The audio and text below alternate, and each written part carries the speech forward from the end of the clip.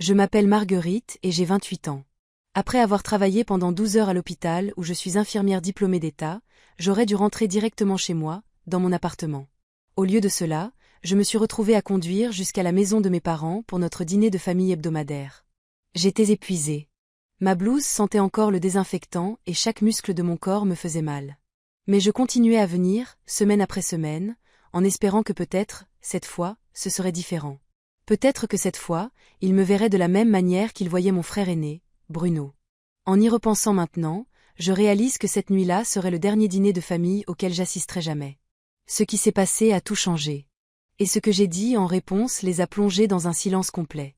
Je suis née dans ce que la plupart des gens appelleraient une famille française de classe moyenne typique. Mon père, François, maintenant âgé de 62 ans, a passé toute sa carrière à travailler à l'usine automobile locale. Ma mère, Patricia, 59 ans, travaillait comme secrétaire dans un cabinet d'avocats en centre-ville. Sur le papier, nous ressemblions à la famille parfaite. Mais la réalité était bien plus compliquée. Mon frère aîné, Bruno, 31 ans, était tout ce que mes parents avaient toujours désiré chez un enfant. Il était diplômé avec mention d'une grande école d'ingénieur, avait décroché un emploi très bien rémunéré dans une entreprise technologique, épousé sa petite amie de l'université, Sandra, et ils planifiaient déjà leur deuxième enfant. Bruno était le fils prodige qui ne pouvait rien faire de mal. Il était leur fierté et leur joie, leur réussite, la preuve qu'ils avaient fait quelque chose de bien en tant que parents. Et puis il y avait moi. Dès que j'ai été assez grande pour comprendre, j'ai su que j'étais différente. Pas différente de manière objective, mais différente dans la façon dont mes parents me voyaient. Quand Bruno ramenait des vins, il célébrait avec son dîner préféré et des appels vantards aux proches. Quand je ramenais des vins, il hochait la tête et me demandait pourquoi je ne pouvais pas être plus comme Bruno dans d'autres domaines aussi. Ce schéma a commencé tôt et ne s'est jamais arrêté. Quand j'ai eu 16 ans, mes parents ont complètement oublié mon anniversaire. Ils étaient trop occupés à aider Bruno à se préparer pour un entretien de bourse de rugby. J'ai passé cette journée seule dans ma chambre, attendant que quelqu'un s'en souvienne. Personne ne l'a fait. Mais 2 semaines plus tard, quand Bruno a marqué l'essai de la victoire lors de son match de rentrée, ils lui ont organisé une fête surprise qui a duré jusqu'à minuit. La remise de mon baccalauréat tombait le même jour qu'un des matchs de rugby universitaire de Bruno, à 3 heures de route. Mes parents ont choisi d'aller à son match, plutôt que de me voir traverser la Seine. J'étais assise dans le public, cherchant leur visage dans la foule, mais je n'ai trouvé que des sièges vides là où ils auraient dû être. Plus tard, ils ont expliqué que le match de Bruno était plus important car il pourrait déboucher sur des opportunités professionnelles. Quand j'ai été diplômée de l'IFSI, l'Institut de formation en soins infirmiers, avec mention, ils ont assisté à la cérémonie, mais pendant tout l'événement, ils se sont plaints bruyamment que Bruno n'ait pas pu venir à cause d'une conférence de travail. Pendant mon dîner de remise de diplôme, ils ont passé 45 minutes en haut-parleur avec Bruno à discuter de sa dernière promotion, tandis que mon diplôme gisait, oublié, sur la table.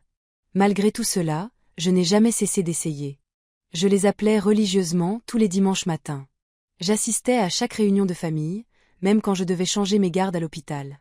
Je me souvenais de leurs anniversaires, de leur anniversaire de mariage et de chaque fête avec des cadeaux soigneusement choisis. Je les ai aidés à installer leur nouvelle télévision, j'ai appris à ma mère à utiliser son smartphone et j'ai expliqué à mon père son programme de médicaments après son léger problème cardiaque il y a 2 ans.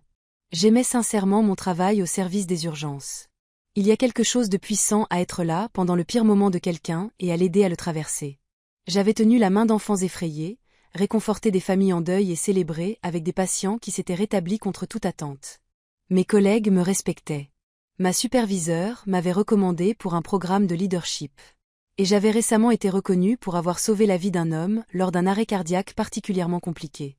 Mais rien de tout cela ne semblait avoir d'importance lorsque je franchissais la porte d'entrée de mes parents chaque semaine. À leurs yeux, j'étais toujours la déception, l'enfant qui avait choisi une carrière sur au lieu de quelque chose d'ambitieux comme Bruno. Ils considéraient mon diplôme d'infirmière comme un choix par défaut, même si j'avais trouvé un véritable but en soignant les autres. J'ai toujours su que ce fossé existait, mais je m'y étais habituée, comme on s'habitue à une douleur chronique.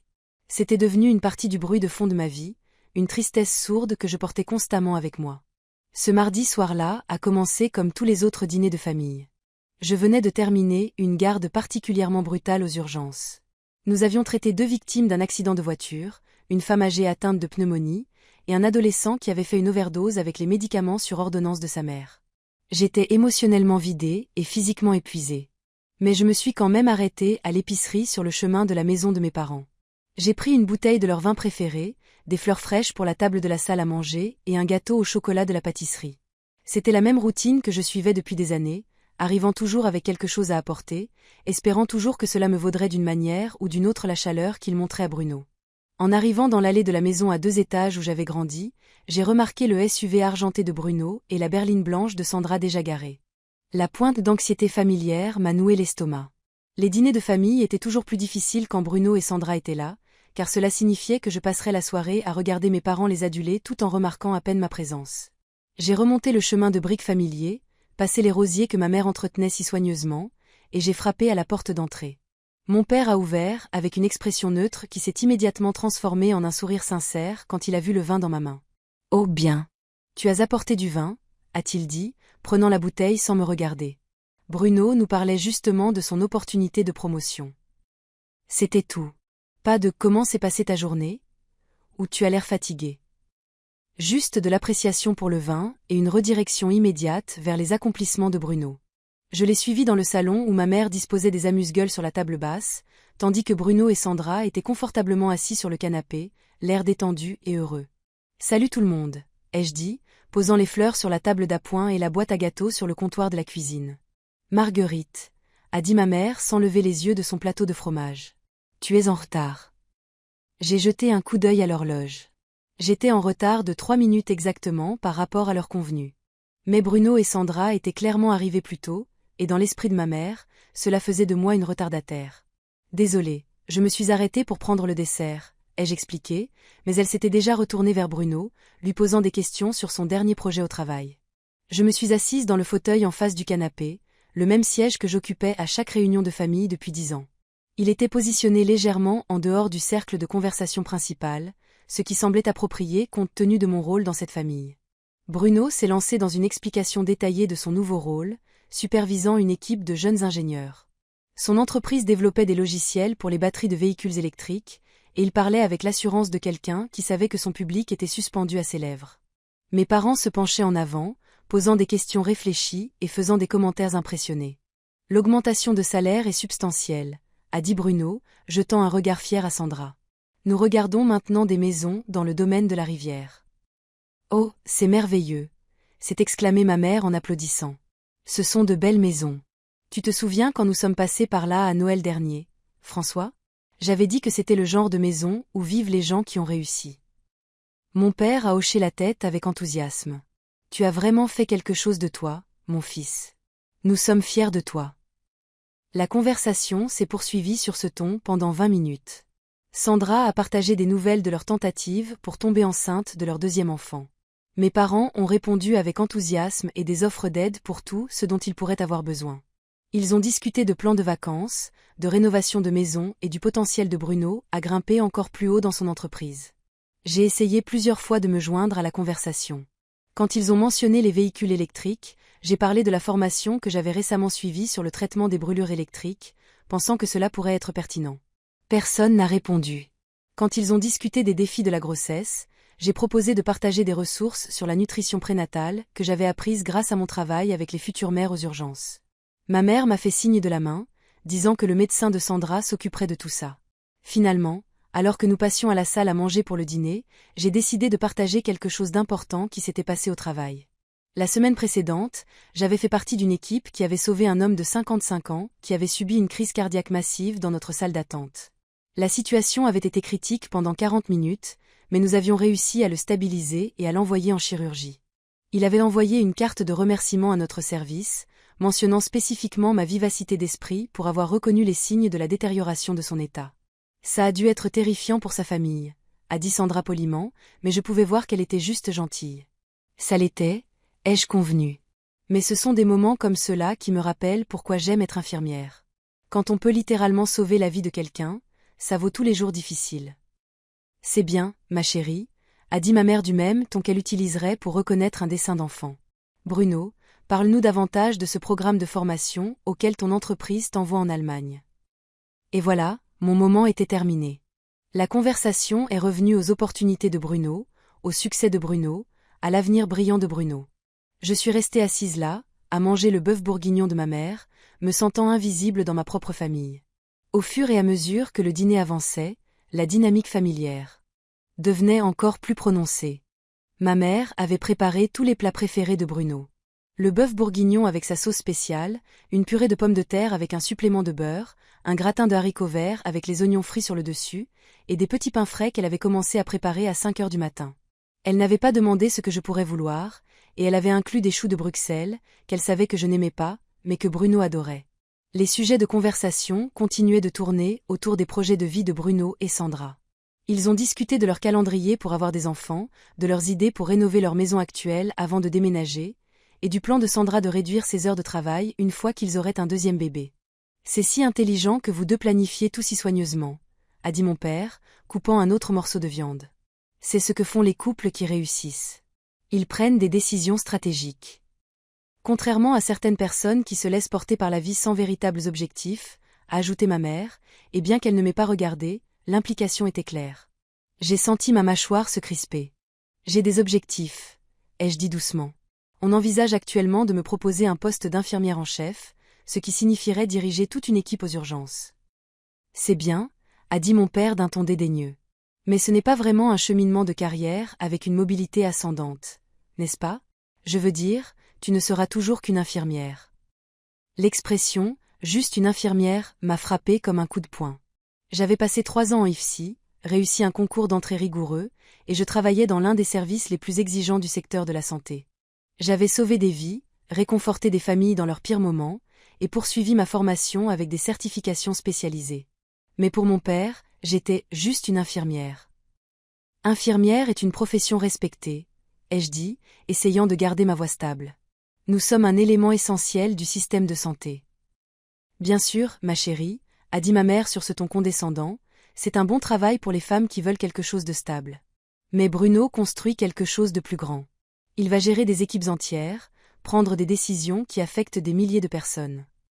Sandra, qui était restée silencieuse pendant cet échange, a soudainement pris la parole. En fait, Marguerite, peut-être que tu devrais penser à reprendre tes études. Tu pourrais devenir infirmière praticienne ou même médecin. Tu es assez intelligente. Ces paroles se voulaient encourageantes. Mais elles m'ont blessée parce qu'elles impliquaient que ce que je faisais maintenant n'était pas suffisant. Tout le monde à cette table croyait que ma vie et ma carrière actuelle étaient en quelque sorte insuffisantes, que je devais devenir autre chose pour avoir de la valeur. J'aime être infirmière au chevet des patients, ai-je dit fermement. J'aime prendre soin des patients directement. Tout le monde n'a pas besoin d'être dans la gestion ou d'avoir un diplôme supérieur pour faire une différence. Mais tu ne veux pas plus pour toi? A demandé Bruno, et pour la première fois, il semblait sincèrement préoccupé plutôt que dédaigneux. Je veux dire, tu es capable de bien plus que de vider des bassins et de faire des piqûres. Sa description de mon travail était si réductrice et insultante que j'ai senti mon visage rougir de colère. Ce n'est pas ça, être infirmière, ai-je dit, ma voix s'élevant légèrement.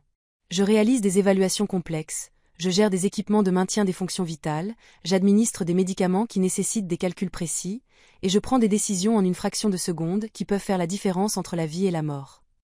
D'accord, a dit mon père en levant les mains. Ne soyons pas émotifs à ce sujet. Nous disons simplement que peut-être tu devrais viser plus haut, comme Bruno l'a fait. Ma mère a ajouté, il a toujours été ambitieux. Même au lycée, il avait des projets. Tu te souviens comment il avait planifié tout son parcours universitaire et professionnel en première. Ils étaient repartis de plus belle, se remémorant les premiers signes de succès de Bruno, ses qualités de leader, sa capacité naturelle à exceller dans tout ce qu'il touchait. J'étais assise là, à les écouter réécrire l'histoire, faisant passer Bruno pour un enfant prodige alors que la vérité était bien plus ordinaire. Ce qu'ils oubliaient commodément, c'est que j'avais eu des projets, moi aussi. Je savais que je voulais être infirmière depuis l'âge de 12 ans, après avoir passé une semaine à l'hôpital pour une pneumonie. Les infirmières qui s'étaient occupées de moi avaient été gentilles, compétentes et rassurantes pendant une période effrayante. J'ai décidé alors que je voulais être cette source de réconfort pour d'autres personnes. J'avais fait du bénévolat à l'hôpital pendant tout le lycée, maintenu une excellente moyenne et occupé des emplois à temps partiel pour économiser de l'argent pour mes études. J'avais été acceptée dans 3 IFSI différents et j'avais choisi celui qui offrait les meilleures opportunités de formation clinique. J'avais obtenu mon diplôme avec mention et réussi mon examen d'état du premier coup. Mais rien de tout cela ne comptait comme avoir des projets, aux yeux de mes parents. Le fait est, a poursuivi mon père, s'animant visiblement sur son thème, que Bruno a toujours pensé stratégiquement à son avenir. Il a choisi l'ingénierie parce qu'il savait que ce serait lucratif et stable. Il a choisi une entreprise avec un potentiel de croissance. Il a épousé Sandra parce qu'elle vient d'une bonne famille et partage ses valeurs. J'ai regardé Sandra, me demandant ce qu'elle pensait d'être décrite comme un choix stratégique plutôt que comme un mariage d'amour. Mais elle semblait flattée par le compliment. Et maintenant, ils planifient l'agrandissement de leur famille au moment parfait, a ajouté ma mère. Ils ont établi leur carrière, acheté une maison, accumulé des économies, tout dans le bon ordre. L'implication était claire. Contrairement à moi, qui à 28 ans était toujours célibataire, locataire d'un appartement, et travaillant dans un emploi qu'il considérait en deçà de mon potentiel. Peu importait que je sois financièrement indépendante, heureuse de mon choix de carrière, et que j'ai délibérément choisi de me concentrer sur le développement de mes compétences professionnelles avant de m'engager dans une relation. Certaines personnes, a poursuivi ma mère, ne semblent tout simplement pas avoir ce genre de prévoyance. Le point de rupture est survenu lorsque la conversation s'est tournée vers les futures responsabilités familiales. Sandra venait de finir de décrire leur recherche de maison quand Bruno a fait une remarque désinvolte qui a tout changé. Vous savez, nous devrions probablement commencer à penser au plan à long terme pour vous deux aussi, a dit Bruno, faisant un geste vers nos parents. Je veux dire, vous êtes tous les deux dans la soixantaine maintenant. À un moment donné, vous pourriez avoir besoin d'aide pour certaines choses. Ma mère lui a souri tendrement. Oh, Bruno, toujours à penser à l'avenir. C'est pour ça que nous sommes si reconnaissants de t'avoir. Eh bien, il faut bien que quelqu'un soit responsable, a dit mon père, me lançant un regard significatif. J'ai senti quelque chose de froid s'installer dans mon estomac. Qu'est-ce que vous voulez dire par là? Juste que Bruno a sa vie en ordre, a expliqué ma mère. Il a une carrière stable, un bon mariage, une sécurité financière. S'il nous arrivait quelque chose, nous savons que nous pourrions compter sur lui. Alors que certaines personnes, a ajouté mon père, cherchent encore leur voie à presque 30 ans. L'injustice de cette évaluation m'a frappé comme une gifle. C'était moi qui avais une formation médicale. C'était moi qui vivais le plus près d'eux. C'était moi qui avais aidé mon père à comprendre ses médicaments, qui avait appris à ma mère à surveiller sa tension artérielle, qui les avait défendus lors de leurs divers rendez-vous médicaux au fil des ans. Je suis infirmière diplômée d'État, ai-je dit, ma voix tendue par une colère réprimée. Je connais probablement mieux les soins de santé et le vieillissement que n'importe qui à cette table. Si vous aviez besoin de soins, je serais le choix logique pour aider à les coordonner. Mais tu as des horaires tellement fous, a souligné Sandra. Comment aurais-tu le temps de t'occuper de quelqu'un d'autre? Et tu n'es pas mariée, a ajouté ma mère.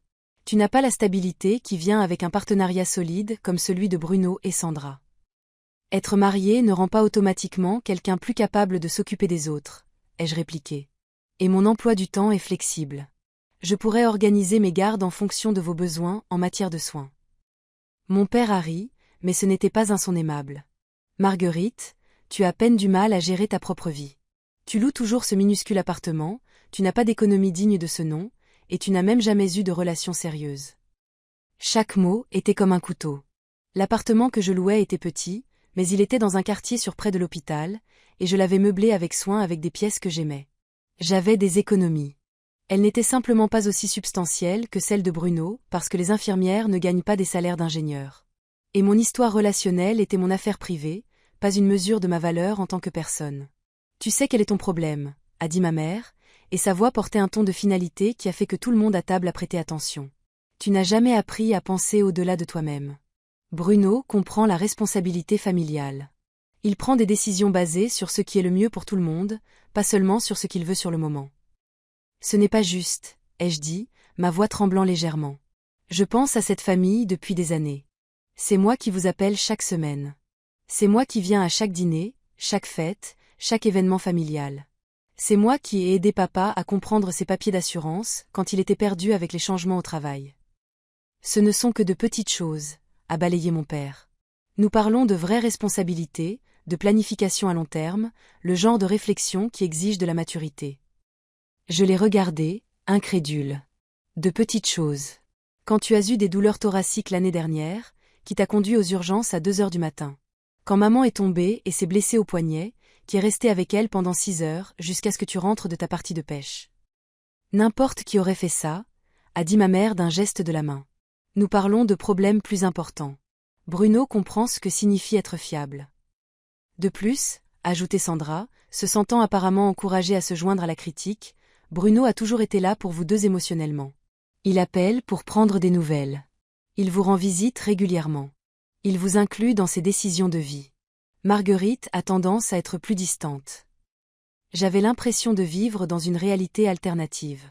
C'était moi qui appelais chaque dimanche. C'était moi qui venais au dîner même quand j'étais épuisée par le travail. C'était moi qui me souvenais de leurs préférences, de leurs rendez-vous médicaux, de leurs préoccupations. Mais d'une manière ou d'une autre, dans leur esprit, Bruno était l'enfant attentif, et j'étais la distante.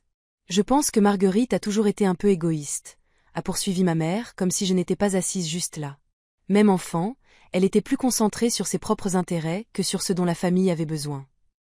Ce n'est pas vrai, ai-je protesté, mais ma voix semblait faible, même à mes propres oreilles. Tu te souviens quand elle voulait aller à cette colonie de vacances au lieu d'aider au déménagement de grand-mère ? A demandé mon père. Ou quand elle a choisi de travailler pendant la fête de diplôme de Bruno. Je me souvenais de ces deux incidents très différemment. La colonie de vacances était un programme pour les étudiants intéressés par les carrières de la santé, et j'avais économisé mon propre argent pour la payer. Mais il voulait que j'aide à emballer les affaires de ma grand-mère pendant la même semaine. J'avais proposé d'aider avant ou après la colonie, mais ils avaient insisté pour que ce soit cette semaine précise. Quant à la fête de diplôme de Bruno, j'avais été programmée pour une double garde à l'hôpital où je venais de commencer en tant que nouvelle infirmière. J'avais essayé d'échanger avec quelqu'un, mais c'était mon premier mois de travail, et je n'avais trouvé personne pour me couvrir. J'avais expliqué cela à mes parents, mais ils avaient agi comme si j'avais choisi le travail plutôt que la famille par dépit. Tu vois, a dit ma mère, comme si ces exemples prouvaient son point de vue. Marguerite s'est toujours mise en premier. Bruno aurait trouvé un moyen d'être là pour la famille. La conversation s'est poursuivie sur ce ton pendant encore 10 minutes, avec mes parents et Sandra énumérant toutes les façons dont Bruno m'était supérieur. Toutes les preuves de mon égoïsme et de mon manque d'engagement envers la famille. À chaque critique, je me sentais plus petite et plus invisible. Finalement, je n'en pouvais plus. Vous réalisez ce que vous êtes en train de faire en ce moment ? Ai-je demandé, ma voix s'élevant. Vous êtes assis ici à parler de moi comme si je n'étais même pas présente. Vous critiquez tout dans ma vie et mes choix, et vous le faites juste devant moi. Nous essayons de t'aider à comprendre pourquoi tu dois faire des changements, a dit mon père sévèrement. Parfois, les gens ont besoin d'entendre des vérités difficiles. Ce ne sont pas des vérités difficiles, ai-je rétorqué. Ce sont des descriptions injustes basées sur votre préférence pour Bruno par rapport à moi. Les mots sont restés en suspens dans l'air pendant un moment, et j'ai vu mes parents échanger un regard. Puis le visage de ma mère s'est durci. C'est exactement le genre de choses dont nous parlons, a-t-elle dit froidement. Toujours à jouer la victime. Toujours à tout ramener à toi. Je ne joue pas la victime, ai-je dit désespérément. Je souligne que vous nous traitez, Bruno et moi, de manière complètement différente, et ce depuis que nous sommes enfants. Peut-être, a dit mon père lentement, est-ce parce que Bruno nous a donné plus de raisons d'être fiers. L'explosion finale est venue si soudainement qu'elle a pris tout le monde au dépourvu, y compris moi. Un instant, nous avions ce que mes parents pensaient probablement être une conversation constructive sur mes choix de vie, et l'instant d'après, tout s'est effondré. Vous savez quoi ? Ai-je dit, me levant de ma chaise si brusquement qu'elle a grincé contre le parquet. J'en ai assez de ça.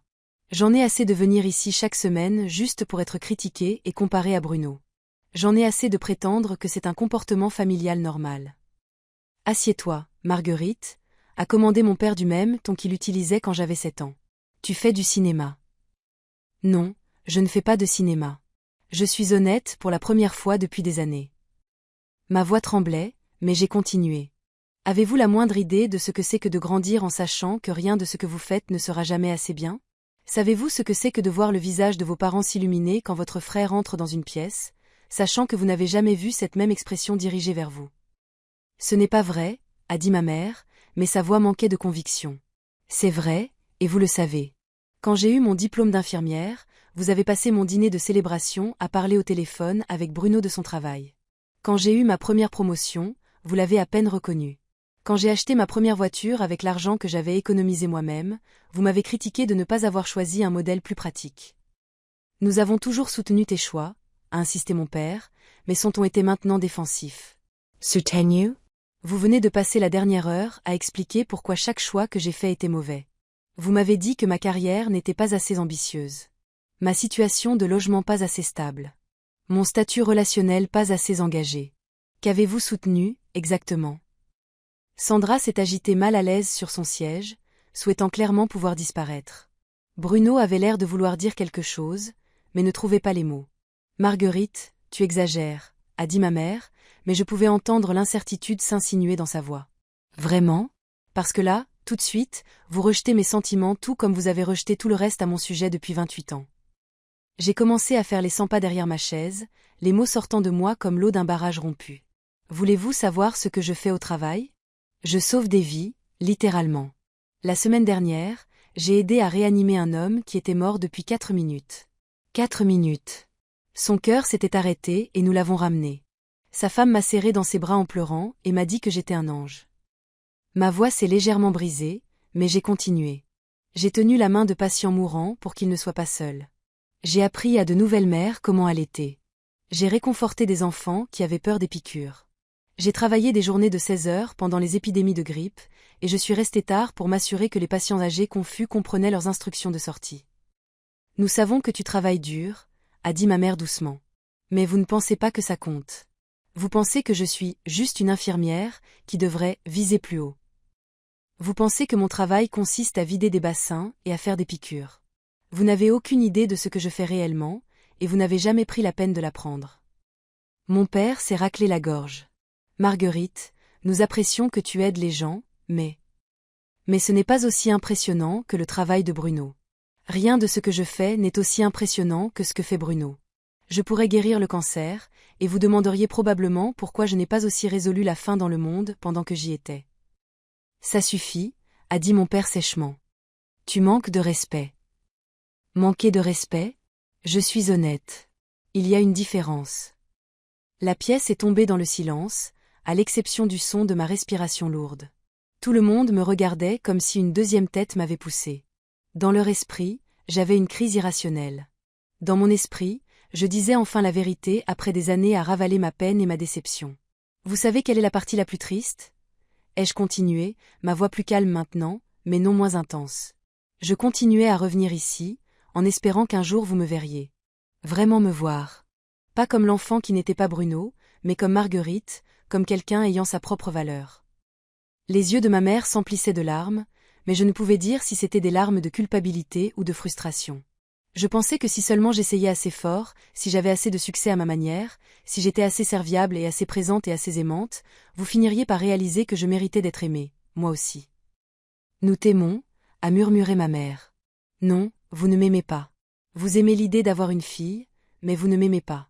Vous aimez Bruno. Vous êtes fier de Bruno. Vous appréciez la compagnie de Bruno. Je ne suis que l'obligation que vous remplissez chaque semaine quand je me présente pour le dîner. La vérité de ces mots a frappé tout le monde à table comme une force physique. Sandra avait l'air accablée. Bruno avait l'air coupable. Mes parents avaient l'air choqués, comme s'ils n'avaient jamais envisagé que leur comportement puisse être perçu de cette façon. C'est alors que mon père a commis l'erreur qui a tout changé. Tu sais quoi, Marguerite? A-t-il dit, sa voix montant de colère. Peut-être que nous serions plus fiers de toi si tu nous donnais plus de raisons d'être fiers. Peut-être que si tu arrêtais de t'apitoyer sur ton sort et que tu accomplissais réellement quelque chose de significatif, nous aurions une relation différente. François, a averti ma mère, mais il ne faisait que commencer. J'en ai marre de marcher sur des œufs autour de tes sentiments.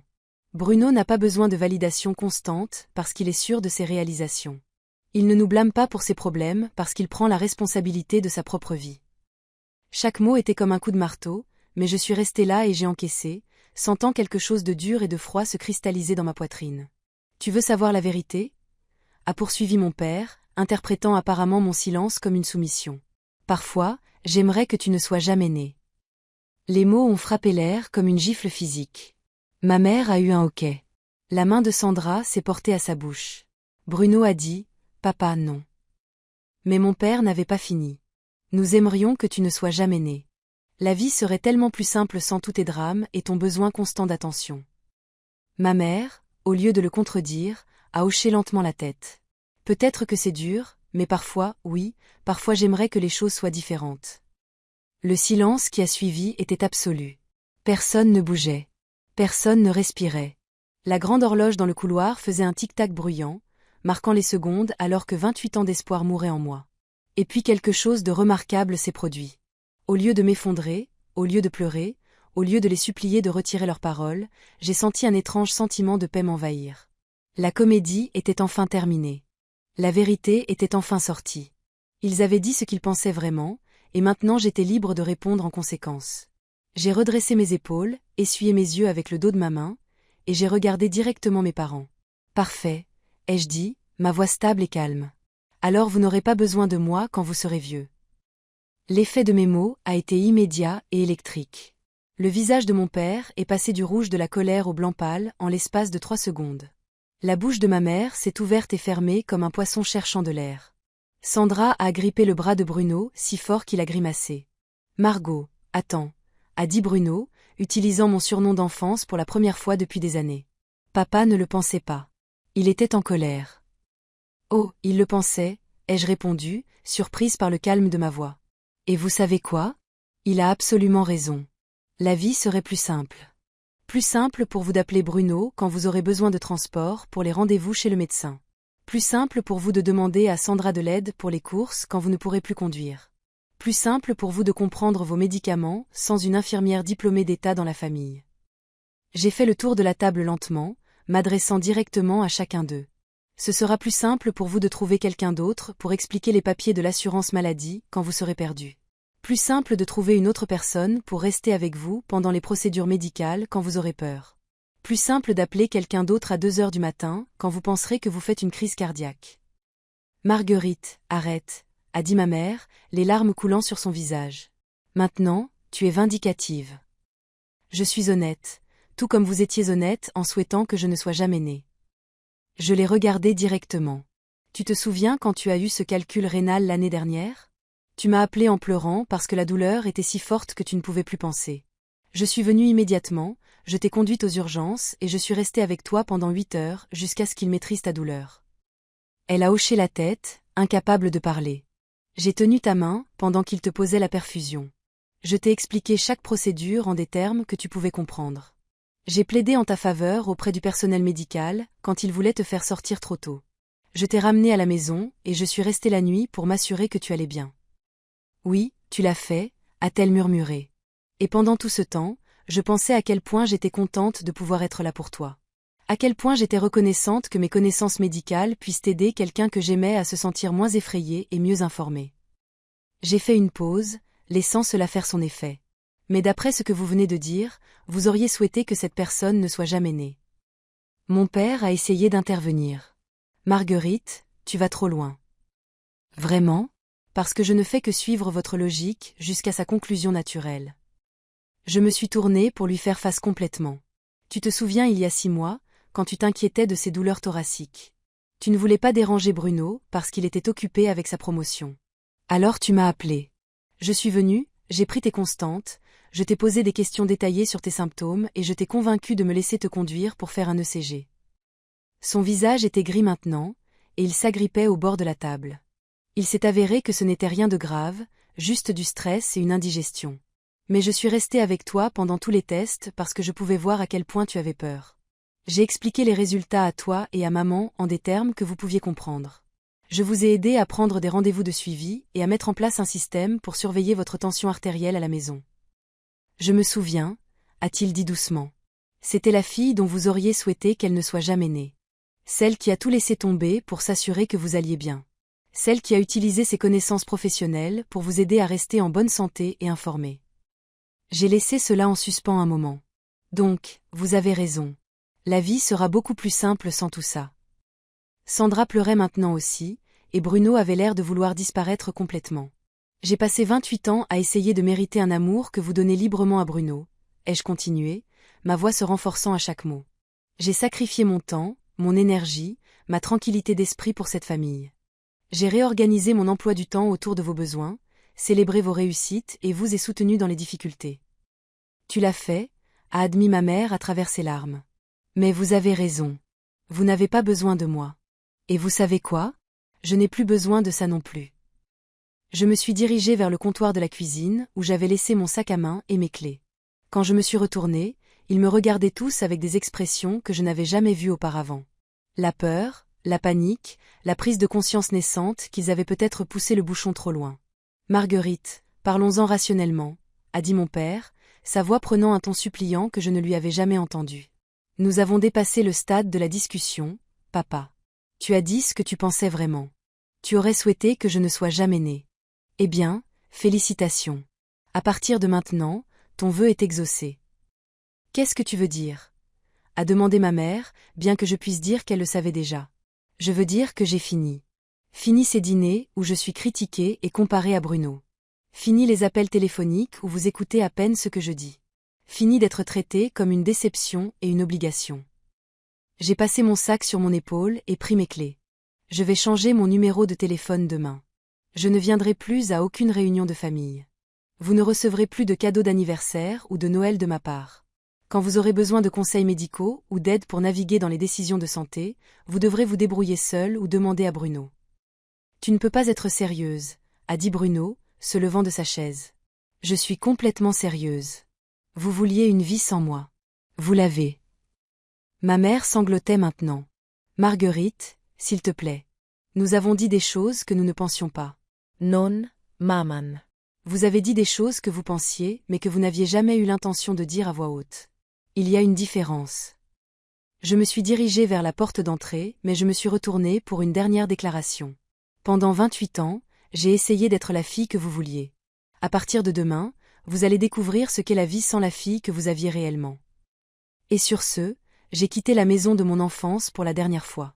Les premiers jours après avoir quitté ce dîner furent surréalistes.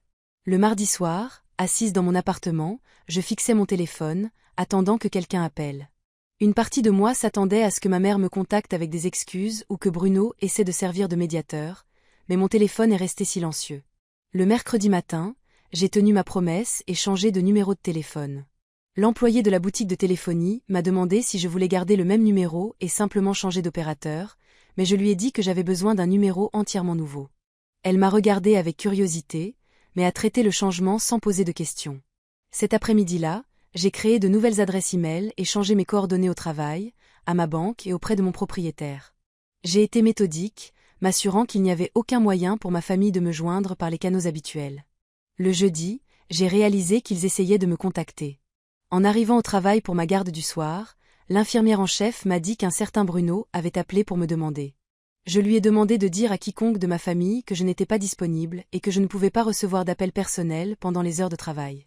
Le vendredi a apporté des fleurs à mon immeuble. Le livreur a sonné à mon interphone et quand j'ai vu « Patricia » sur la carte à travers la caméra, j'ai refusé la livraison. J'ai regardé de ma fenêtre au 2e étage le livreur, confus rapporter le grand arrangement floral à sa camionnette. Le plus difficile n'était pas le manque de ma famille, mais de briser les habitudes que j'avais construites autour d'eux. Le dimanche matin est arrivé et j'ai automatiquement attrapé mon téléphone pour mon appel hebdomadaire avant de me souvenir que ce chapitre de ma vie était terminé. À la place, je me suis fait un café et je me suis assise sur mon petit balcon pour lire un livre que je voulais finir depuis des mois. Pour la première fois depuis des années, j'avais un week-end entier pour moi. Aucune obligation familiale, aucune culpabilité de manquer des dîners ou des appels, aucune anxiété de savoir si je dirais quelque chose qui déclencherait des critiques. C'était étrange, mais aussi libérateur. Je me suis jetée dans le travail avec une énergie renouvelée. Sans le fardeau émotionnel des interactions familiales hebdomadaires, je me suis retrouvée plus concentrée et présente avec mes patients. Je me suis inscrite à des sessions de formation supplémentaires et j'ai commencé à encadrer les nouvelles infirmières. Ma superviseure a remarqué le changement et a commenté mon attitude améliorée et mon engagement accru. 3 semaines après le dîner, Bruno s'est présenté à l'hôpital. Je sortais de ma garde quand je l'ai vu dans le parking, appuyé contre son SUV à côté de ma voiture. Mon rythme cardiaque s'est accéléré, mais je me suis forcée à marcher calmement vers lui. « Il faut qu'on parle », a-t-il dit quand je me suis approchée assez pour l'entendre. « Non, il ne faut pas », ai-je répondu en déverrouillant ma portière. « Margot, s'il te plaît. Maman et papa sont anéantis. Ils ne pensaient pas ce qu'ils ont dit. » Je me suis retournée pour lui faire face complètement. « Bruno, ils ont dit qu'ils auraient souhaité que je ne sois jamais née. Quelle partie de cela n'était pas claire? Ils étaient en colère. Les gens disent des choses stupides quand ils sont en colère. Vraiment? Parce que j'ai été en colère de nombreuses fois, et je n'ai jamais dit à quelqu'un que j'aurais souhaité qu'il n'ait jamais existé. J'ai ouvert ma portière. Ce n'est pas quelque chose qu'on dit accidentellement. Il le regrette, a-t-il insisté. Maman pleure tous les jours. Papa parle à peine à qui que ce soit. C'est malheureux pour eux, ai-je dit en montant dans ma voiture. Mais ce n'est plus mon problème. Il a posé sa main sur ma portière pour m'empêcher de la fermer. Tu es ma sœur. Tu ne peux pas simplement disparaître de nos vies. Regarde-moi faire. J'ai doucement mais fermement retiré sa main et fermé la portière. À travers la vitre, je pouvais le voir debout, l'air perdu et confus. En m'éloignant, j'ai ressenti une pointe de tristesse pour la relation que nous aurions pu avoir si nos parents ne nous avaient pas toujours positionnés comme des concurrents au lieu de frères et sœurs. Un mois plus tard, mon propriétaire m'a dit que quelqu'un avait posé des questions sur moi. Une femme correspondant à la description de ma mère était venue 2 fois à l'immeuble, demandant dans quel appartement je vivais. Il avait refusé de donner cette information, mais cela m'a fait réaliser que je devais prendre des mesures supplémentaires pour protéger ma vie privée. J'ai commencé à me garer dans une autre section du parking de l'hôpital et à varier mes horaires autant que possible. J'ai demandé à mes plus proches amis du travail de ne partager aucune information sur moi avec des personnes qui pourraient être des membres de ma famille. Cela semblait paranoïaque, mais je connaissais assez bien mes parents pour savoir qu'ils n'abandonneraient pas facilement. Le moment le plus difficile est survenu 6 semaines après notre dernier dîner. Je faisais mes courses quand j'ai vu ma mère dans le rayon des fruits et légumes du magasin. Elle avait l'air terrible, mince et fatiguée, avec des cernes sous les yeux. Pendant un instant, ma résolution a vacillé. C'était la femme qui m'avait élevée, qui avait pansé mes genoux écorchés et m'avait appris à conduire. Mais ensuite, je me suis souvenu d'elle hochant la tête quand mon père avait dit qu'ils auraient souhaité que je ne sois jamais née. Je me suis souvenu des années de critiques et de comparaison, du sentiment d'être invisible et sous-évalué dans ma propre famille. J'ai fait demi-tour avec mon chariot et j'ai quitté le magasin sans rien acheter. 3 mois plus tard, j'ai réalisé que j'étais sincèrement plus heureuse. L'anxiété constante de bas niveau que j'avais portée pendant des années avait disparu. Je ne redoutais plus les appels du dimanche ou les dîners du mardi. Je ne me remettais pas constamment en question, ni n'essayais d'anticiper les critiques. Pour la première fois de ma vie d'adulte, je vivais pour moi-même au lieu d'essayer de gagner une approbation qui ne viendrait jamais. J'avais commencé à construire une vie basée sur mes propres intérêts et valeurs, non sur ce qui pourrait enfin rendre mes parents fiers. 9 mois après avoir quitté ce dîner de famille, j'étais une personne différente. Pas radicalement différente, mais installée d'une manière que je n'avais jamais connue auparavant. J'avais déménagé dans un nouvel appartement dans un quartier que j'adorais, plus proche du centre-ville et à distance de marche de plusieurs restaurants et boutiques. J'avais adopté un chat de refuge nommé Olivier, qui semblait comprendre que nous recommencions tous les 2 à 0. Mon travail était devenu encore plus épanouissant, sans le fardeau émotionnel constant du stress familial. J'avais été promue infirmière principale et on envisageait de me confier un poste de direction au service des urgences. Mes collègues respectaient mes compétences et mon jugement, et on m'avait demandé de faire une présentation lors d'une conférence régionale sur les protocoles de soins en traumatologie. J'avais aussi commencé à fréquenter quelqu'un que j'aimais beaucoup. Le docteur Jacques Martin était un médecin du service des urgences qui m'avait invité à prendre un café après que nous ayons travaillé ensemble sur un cas particulièrement difficile. Il était gentil, intelligent, et me traitait comme une partenaire égale dans les soins aux patients. Quand il parlait de mon travail, c'était avec respect et admiration, non avec dédain ou des suggestions d'amélioration. La relation était encore nouvelle, mais elle m'apprenait ce que c'était que d'être appréciée pour qui j'étais plutôt que critiquée pour qui je n'étais pas. Jacques écoutait quand je parlais de mon travail, posait des questions réfléchies sur mes expériences, et célébrait mes réussites professionnelles. C'était une révélation de réaliser que c'était ainsi que les relations saines étaient censées fonctionner. J'avais aussi construit une famille choisie d'amis qui se souciaient sincèrement de moi. Hélène, du service de cardiologie, était devenue une amie proche, et nous dînions ensemble 2 fois par semaine. Sophie, de mon groupe de randonnée, m'avait invité à passer Pâques avec sa famille quand elle a appris que je serais seule. Marc, de mon club de lecture, et moi avions instauré une tradition d'essayer de nouveaux restaurants ensemble 1 fois par mois. Ces relations étaient basées sur le respect mutuel et l'affection sincère, non sur l'obligation ou les liens du sang. Quand j'accomplissais quelque chose au travail, ils célébraient avec moi. Quand j'avais une journée difficile, ils offraient leur soutien sans jugement. Quand je partageais mes pensées et mes sentiments, ils écoutaient sans essayer de me réparer ou de me changer. Le contraste avec ma famille biologique était frappant. Pour la première fois de ma vie, je comprenais ce que signifiait être vraiment acceptée. J'avais eu des nouvelles de ma famille par les rumeurs de l'hôpital. Mon père avait été traité pour anxiété et avait commencé à voir un thérapeute. Ma mère avait apparemment demandé à des connaissances communes s'il m'avait vue, se décrivant toujours comme inquiète pour mon bien-être. Bruno avait été promu au poste de direction qu'il convoitait. Mais selon quelqu'un qui connaissait Sandra, le stress de la situation familiale avait mis à rude épreuve leur mariage. Une partie de moi était triste de leurs difficultés, mais je me suis rappelé que c'étaient les conséquences de leur propre choix. Ils avaient créé cette situation avec leurs paroles et leurs actions. Ils faisaient face au résultat du traitement d'un enfant comme précieux et de l'autre comme jetable. La véritable épreuve de ma résolution est venue lorsque j'ai reçu une visite inattendue au travail. C'était un mardi soir, à la fin de l'automne, lorsque l'agent de sécurité à l'entrée des urgences a appelé pour me dire que quelqu'un me demandait. Quand je suis allée à l'accueil, j'ai trouvé Sandra debout, l'air nerveux et mal à l'aise. « Marguerite, je sais que tu ne veux voir aucun de nous », a-t-elle commencé. « Mais je suis ici pour quelque chose d'important. » J'ai envisagé de partir, mais quelque chose dans son expression m'a fait hésiter. « Qu'est-ce que c'est ? » « Ta mère est à l'hôpital. L'hôpital central de la vallée, pas ici. Elle a eu un AVC hier. » Les mots m'ont frappé comme un coup de poing.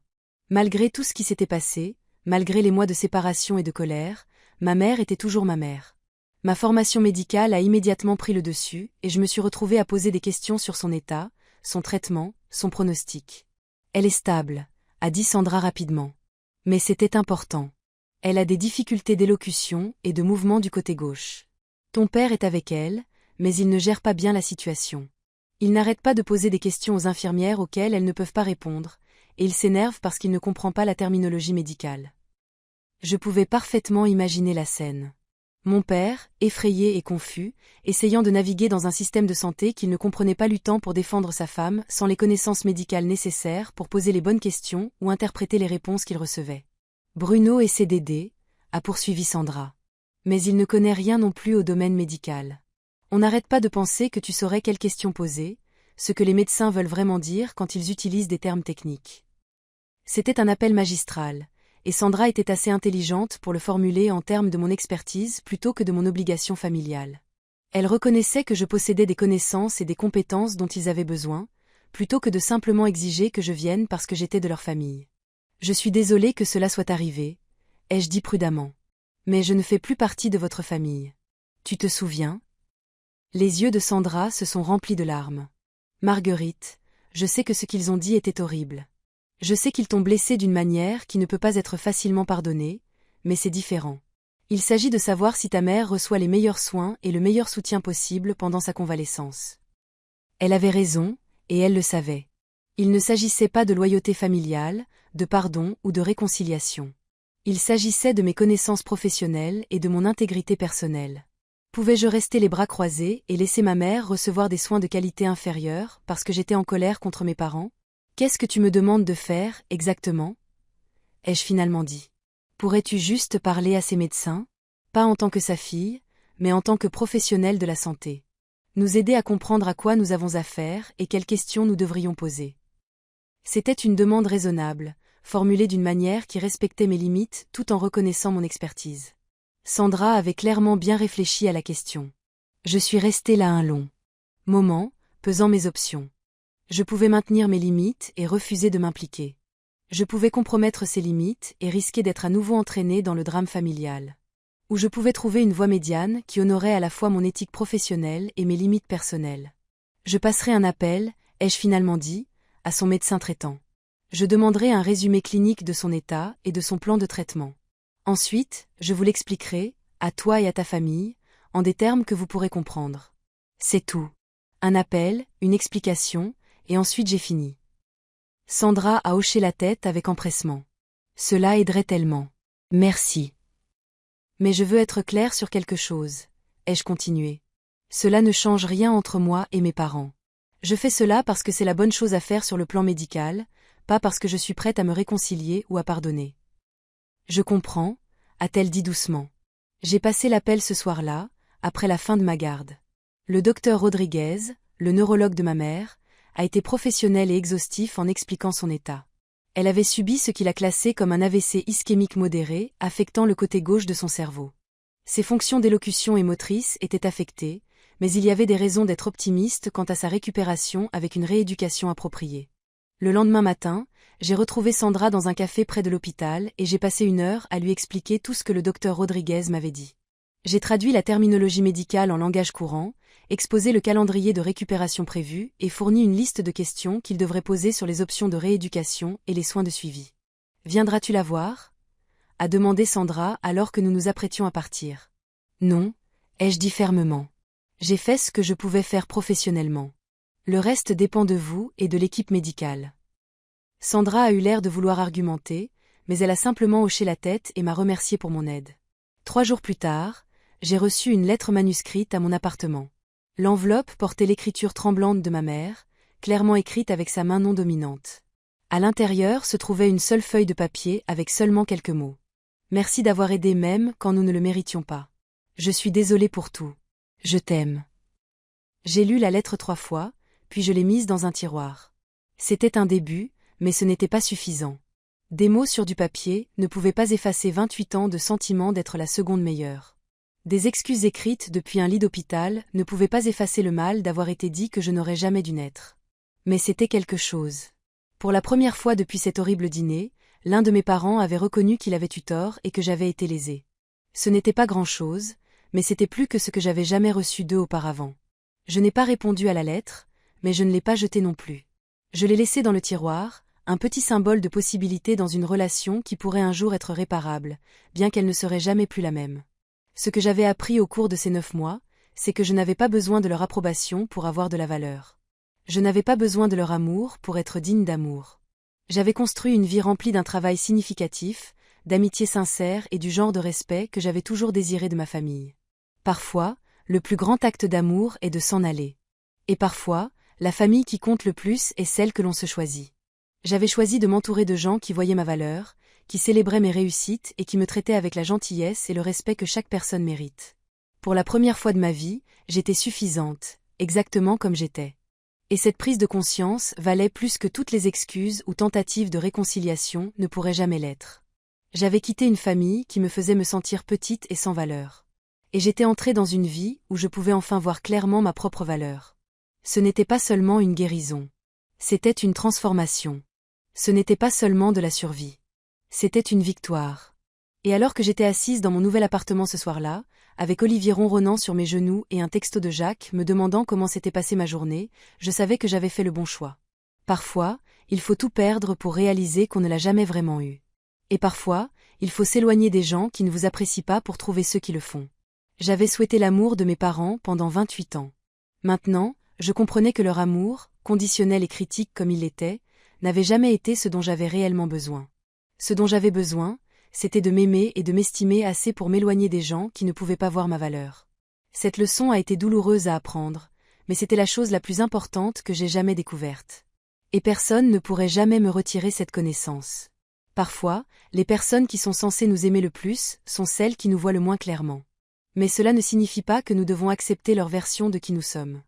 J'espère que, où que vous soyez dans votre propre parcours, vous trouverez la force de vous entourer de personnes qui vous célèbrent au lieu d'essayer constamment de vous changer. Vous ne méritez rien de moins qu'un amour et un respect sincère.